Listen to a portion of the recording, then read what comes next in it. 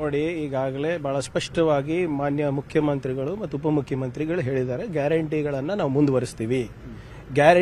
ನೀವು ಕೇಳ್ತಾ ಇದ್ರಲ್ಲ ಈಗ ತಾನೆ, ಆರ್ಥಿಕ ಅಸಮಾನತೆ ಕಮ್ಮಿ ಆಗಿದ್ದಿದ್ರೆ ಗ್ಯಾರಂಟಿಗಳ ಅವಶ್ಯಕತೆ ಇರ್ತಾ? ಆರ್ಥಿಕ ಪರಿಸ್ಥಿತಿ ಸರಿ ಇರಲಾರ್ದ ಕಾರಣನೇ ಗ್ಯಾರಂಟಿಯನ್ನ ಕೊಡಬೇಕಾಗ್ತಾ ಇದೆ.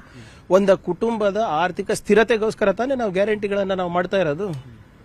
ಸೊ ಆದ್ರಿಂದ ಇದ್ರ ನಿಲ್ಲಿಸೋ ಪ್ರಶ್ನೆನೇ ಇಲ್ಲ.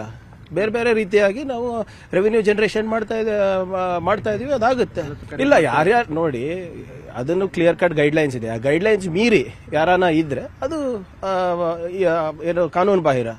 ಕಾನೂನು ಪ್ರಕಾರ ಯಾರು ಅರ್ಹರಿದ್ದಾರೆ ಅವ್ರಿಗೆ ಇದ್ದೇ ಇರ್ತದಲ್ಲ, ಯಾವಾಗ್ಲೂ ಇದ್ದೇ ಇರ್ತದಲ್ಲ. ಈಗ BPL ಕಾರ್ಡ್ ಎಷ್ಟೊಂದು ಫೇಕ್ ಬಂದ್ಬಿಡ್ತದೆ, ಅರ್ಹರಾಗ್ತಾರೆ, ಅನರ್ಹರಾಗ್ತಾರೆ, ಜಾಬ್ ಕಾರ್ಡ್ಸ್ ನಲ್ಲಿ ನಡೀತವೆ. ಸೊ ಇದು ನಡೀತಾನೆ ಇರ್ತವೆ. ಅದನ್ನ ನಾವು ಈ ಪರಿಷ್ಕರಣೆ ನಾವು ಯಾವಾಗ್ಲೂ ಮಾಡ್ತಾನೆ ಇರಬೇಕು. ಅದು ನಿಲ್ಲಾರ್ದಂತ ಒಂದು ಪ್ರಾಕ್ಟೀಸ್ ಇರ್ತದೆ, ಪ್ರೊಸೆಸ್ ಇರ್ತದೆ.